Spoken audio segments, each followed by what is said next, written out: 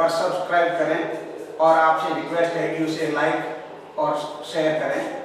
आज मैं ले रहा हूँ कक्षा 10 का पहला पाठ, क्योंकि अभी तक 10वीं क्लास की परीक्षाएं हुई नहीं है और इस पहले पाठ में 5 नंबर का सवाल आता है। उसमें एक नंबर का है और एक 4 नंबर का प्रश्न है।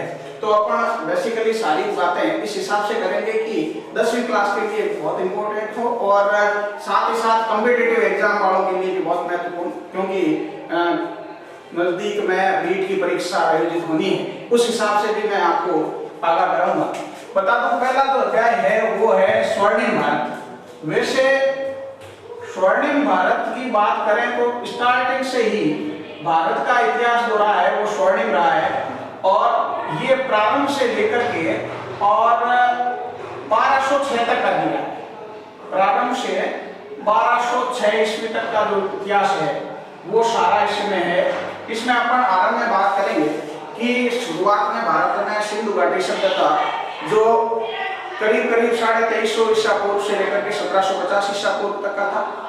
सिंधु घाटी सभ्यता के बाद जो सभ्यता आई वो वैदिक सभ्यता थी और वैदिक सभ्यता के बाद बता दूं उस समय पूरे विश्व में भारतीय संस्कृति का जबरदस्त प्रचार प्रसार था, यानी भारत की संस्कृति विश्वव्यापी थी और जो दूर दूर तक द्वीप थे उन्हें द्वीपांतर कहा जाता था, जिनमें बर्मा है, इंडोनेशिया, मलेशिया, जो दक्षिण पूर्वी एशियाई देश है उन सभी का जिक्र आता है।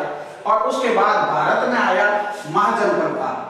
बता दूं महाजनपद काल की बात करें तो 6वीं शताब्दी ईसा पूर्व यानी 600 बीसी से बिफोर क्राइस्ट 600 ईसा पूर्व से शुरू हुआ था और उस महाजनपद काल को अपने स्पेशली देखें तो महाजनपद काल में बता दूं एक बौद्ध ग्रंथ था जिसका नाम था अंगुत्तर निकाय। 10वीं क्लास में ये अंगुत्तर निकाय का जिक्र कर रखा है। बाकी एक जैन ग्रंथ है भगवती सूत्र, उसमें भी 16 महाजनपदों का उल्लेख है। कुल 16 महाजनपद थे। उन 16 महाजनपदों में 2 तरह की व्यवस्थाएं थी और एक तो थे राजतंत्रात्मक और दूसरे थे गणतंत्रात्मक। जो राजतंत्रात्मक शासन व्यवस्था थी उनमें 4 बहुत ही महत्वपूर्ण है। एक तो है मगध साम्राज्य जो सबसे विशाल साम्राज्य था। महाजनपद काल के बारे में पढ़ने के बाद अपन जो व्यवस्थाएं पढ़ेंगे मौर्य साम्राज्य की, वो मगध साम्राज्य की है। सबसे विशाल साम्राज्य था मगध साम्राज्य। मगध की जो राजधानी थी वो गिरिवर्ज थी। गिरिवर्ज और राजगृह। बता दूं बाद में इसकी राजधानी हर्यक वंश का राजा था, उसने पाटलिपुत्र पटना को कर लिया था।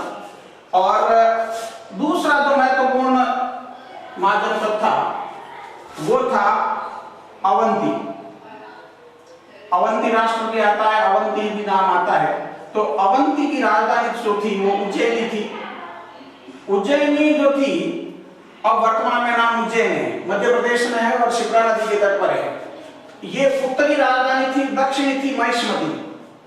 महिष्मती आपने पिक्चर देखी होगी बाहुबली, वो महिष्मती अवंती की ही राजधानी हुआ करती थी। और तीसरा सबसे महत्वपूर्ण था कोसल। कोसल जो है इसकी राजधानी उत्तरी और दक्षिणी 2 अलग अलग थी। उत्तरी जो राजधानी थी वो साकेत थी और दक्षिणी श्रावस थी। और चौथा जो महत्वपूर्ण महाजनपद था वो था वत्स। वत्स की राजधानी कौशाम्बी। इस तरह ये 4 बहुत ही महत्वपूर्ण राजतंत्र शासन व्यवस्था वाले थे। बाकी महाजनपद थे जहां गणतंत्र व्यवस्था थी। आपको इनकी राजधानियां देखनी है तो बता दूं आपको जो राजधानियां हैं उनमें काशी की राजधानी वाराणसी थी, पूर्व की इंद्रप्रस्थ थी। इस तरह राजधानियां सारी आपको देखनी है। चेदी की शक्तिमती थी। गांधार जो उत्तर पश्चिम में था, गांधार की राजधानी तक्षशिला थी। कंबोज की राजधानी हाटक थी।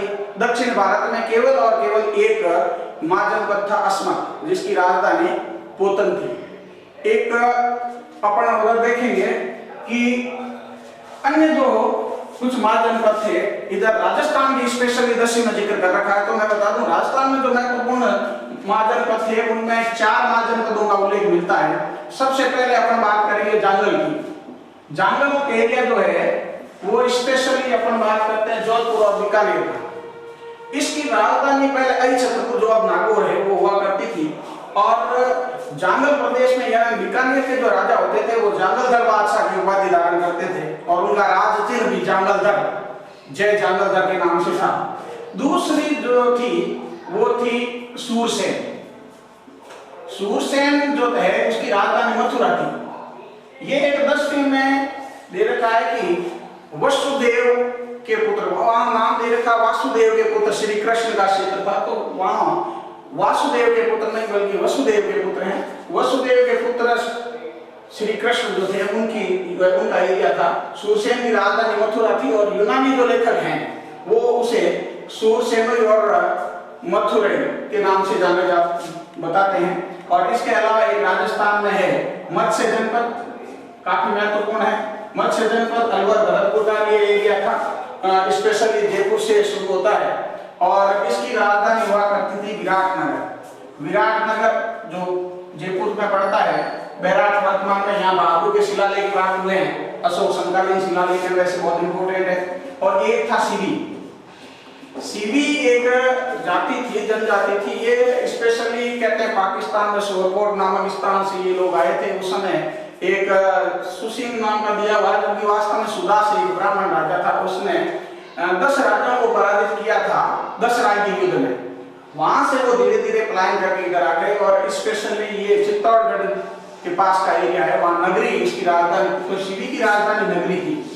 ये सवाल काफी महत्वपूर्ण है मेरे हिसाब से छोटे प्रश्नों में कि राजस्थान के 4 महाजनपद राजस्थान में कौन कौन से थे, उनकी राजधानी कहाँ थी। ये जांगल की आप अहिछत्रपुर या नागौर कर सकते हैं, उस समय अहिछत्रपुर थी। इसके अलावा उसके बाद अपन महाजनपद काल के बाद बात करेंगे मौर्य काल की। तो मौर्य काल के बारे में बता दूं आपको कि महाजनपद काल धीरे धीरे राजतंत्र आपको छोटे छोटे राज्यों में टूट गया, और इस तरह जो सबसे विशाल साम्राज्य था वो मगध साम्राज्य था। और इस मगध साम्राज्य में जिन राजवंशों का राज रहा उसको याद रखने के लिए मैं अक्सर एक फॉर्मूला बताता हूं, हनान मोसूक। ये राजवंश हुए थे और क्रमशः और ये संस्थापक थे विषम चंद्र बुआ। अब आपको यहाँ पे सारे राजवंश किसके बाद कौन सा आया और संस्थापक कौन था बता दूं। है का मतलब हर्यक वंश था, और हर्यक वंश का संस्थापक जो था वो बिंबिसार था। हर्यक वंश के बाद नाग वंश आया जिसका संस्थापक शिशुनाग था, इसे शिशुनाग वंश भी कहते हैं।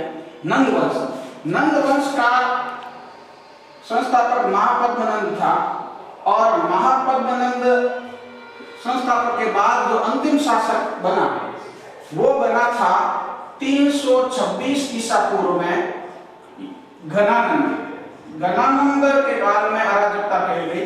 कहते हैं उस समय सिकंदर ने आक्रमण किया था, एक आक्रांता था, और ये अत्याचारी था, बहुत जबरदस्त कर लगा रखे थे, इसलिए जनता असंतुष्ट थी। ऐसे इस समय में उन्हें एक ऐसे राजा की जरूरत थी जो एक विदेशी आक्रांता को वहां से भगा सके, उनसे मुक्त करा सके, और जो अकाल वगैरह पड़ रहे थे या यूं कहते हैं कि उस समय जनता के शोषण से उन्हें बचा सके।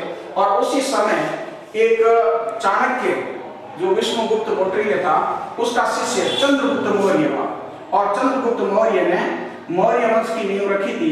ये मौर्य वंश है, और चंद्रगुप्त मौर्य इसका पहला शासक बना जो चाणक्य का शिष्य था।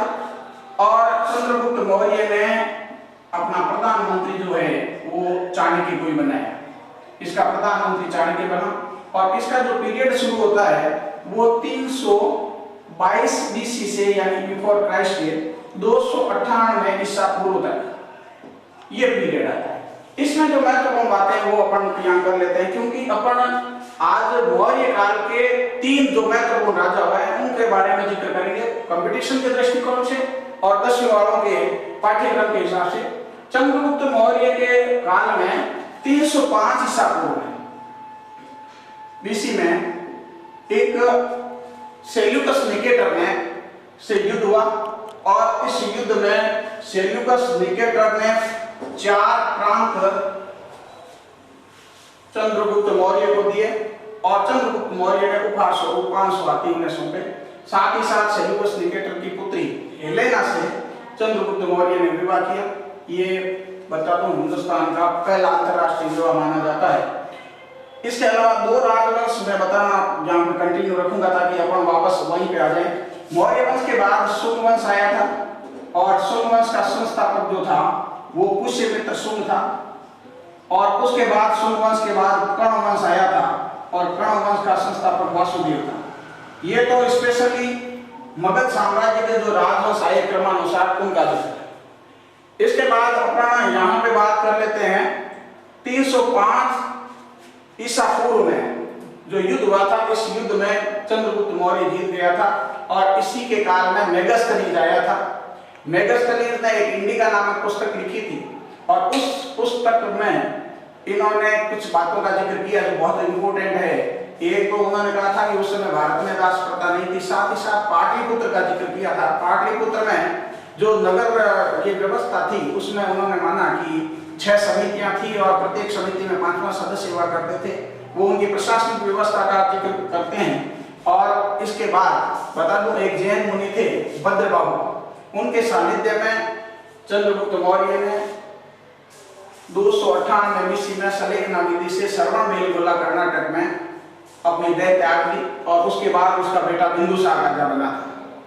बिंदुसार का जो पीरियड है बता दो, बिंदुसार 298 BC से 273 BC तक रहा और इसको विभिन्न नामों से जाना जाता है। बिंदुसार को अमित्रोचेटस या अमित्रघात भी कहते हैं। अमित्रोचेटस, अमित्रघात,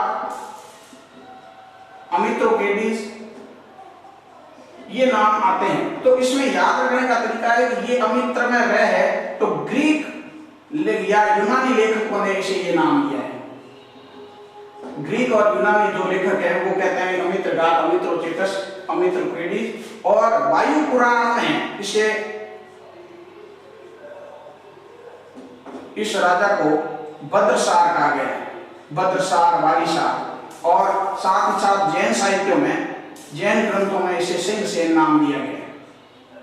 ये इनके उपनाम हैं जो विभिन्न साहित्यों में बिंदुसार को जाना जाता है। बिंदुसार के काल में 2 तक्षशिला में विद्रोह हुए थे। पहले विद्रोह को दबाने के लिए अशोक को भेजा गया, फिर सुशील को भेजा गया और उन विद्रोह को दबाया गया। और उसके बाद बिंदुसार के बाद एक थोड़ा बहुत इंपॉर्टेंट चीजें हैं जो कंपटीशन के दृष्टिकोण से भी है। 2 राजदूत आए थे। एक तो था सीरिया का, सीरिया वाला 10वीं की किताब में दे रखा है, वो यूनानी एक राजा था एंटियोकस। एंटियोकस ने डायमेकस को भेजा अपना राजदूत बना के, तो राजा था एंटियोकस। याद रखने के लिए मैं अक्सर कहता हूं कि कस से कस मिला लेना, यानी एंटियोकस राजा ने डायमेकस को भेजा और एक भेजा था मिस्र का जो राजा था जिसका नाम था फिलाडेल्फस टॉलमी। फिलाडेल्फस टॉलमी ने डायनोसियस को भेजा। फिलाडेल्फस टॉलमी द्वितीय ये राम का मिस्र का राजा था और इसने भेजा था डायनोसियस या डायनीसियस, ये नाम आता है। ये 2 राजदूत आए थे और बिंदुसार के बाद बना अशोक। अशोक जो राजा बना वो बना था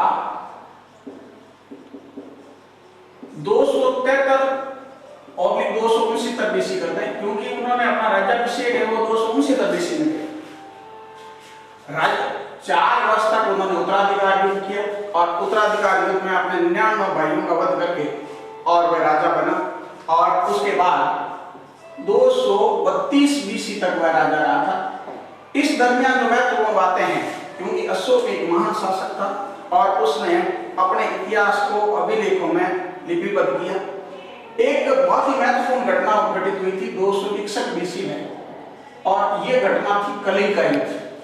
कलिंग का युद्ध बहुत महत्वपूर्ण था। कहते हैं हाथी गुफा अभिलेख जो है उस से पता चलता है कि उस समय कलिंग का जो राजा था नंदराज, उसको पराजित करके और कहते हैं करीब 1 लाख लोग उसमें मारे गए थे और उसने इस युद्ध में उस नरसंहार को देख करके उसका हृदय द्रवित हो गया और ऐसी स्थिति में उसने रणघोष के स्थान पर धम्मघोष को अपनाया।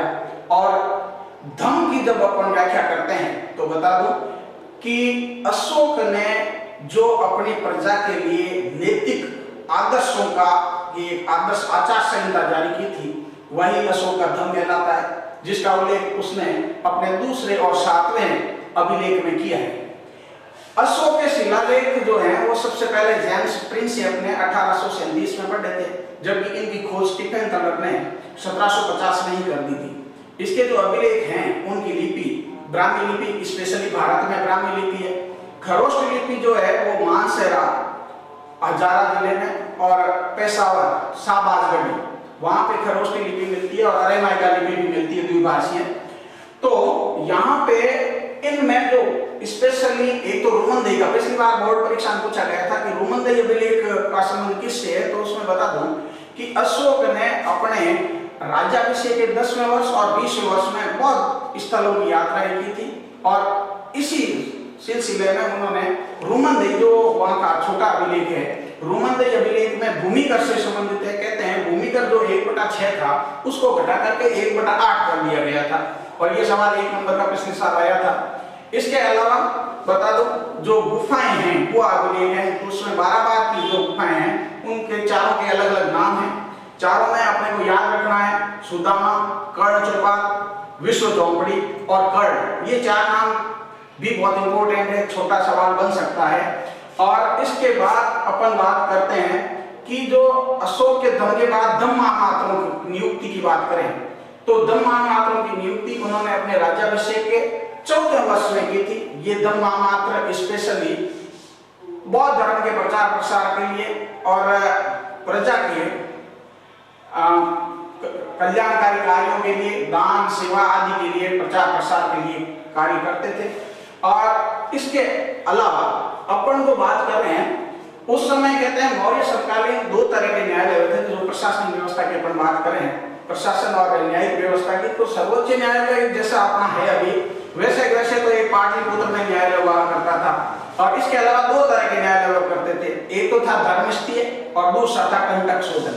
धर्मस्थीय जो न्यायालय थे वो दीवानी मामलों की सुनवाई करते थे और उस समय स्पेशली बता दूं जैसे मानहानि का है, कुवचन है, इस तरह के जो केसेस थे वो उसमें सुनवाई करते थे। और दूसरे तरह के जो कंटक शोधन थे वो फौजदारी मामलों की सुनवाई करते थे। उनमें जैसे नगरीय व्यवस्था के लिए, नगरों के लिए तो स्पेशली उन न्यायाधीशों का जो नाम होता था वो व्यवहारिक होता था और ग्रामीण के लिए होता था वो स्पेशली नाम दे रखा है रजू। इस तरह ये न्यायिक व्यवस्था थी। इसके अलावा अपन जो बात करते हैं कि इनके बाद धीरे धीरे मौर्य साम्राज्य का पतन होने लगा और उसके बाद शुंग वंश की स्थापना हुई और अंतिम जो शासक था मौर्य शासक अंतिम शासक वृहद्रथ, जिसका सेनापति पुष्यमित्र शुंग था। बता दो शुंग मूलतः ब्राह्मण थे और पुष्यमित्र शुंग ने परेड निरीक्षण के दौरान वृहद्रथ का वध कर दिया और इस तरह मौर्य साम्राज्य का पतन हो गया। बता दो मौर्य साम्राज्य काफी महत्वपूर्ण है। मौर्य साम्राज्य की प्रशासनिक व्यवस्था पूछी जा सकती है। आज के वीडियो में हम इतना ही करेंगे, कल फिर भेंट होगी। तब तक के लिए नमस्कार। मेरे YouTube चैनल सुरेंद्र सारस्वत को लाइक करें, सब्सक्राइब करें, शेयर करें। पुनः भेंट होगी, तब तक के लिए आज्ञा दीजिए। नमस्कार।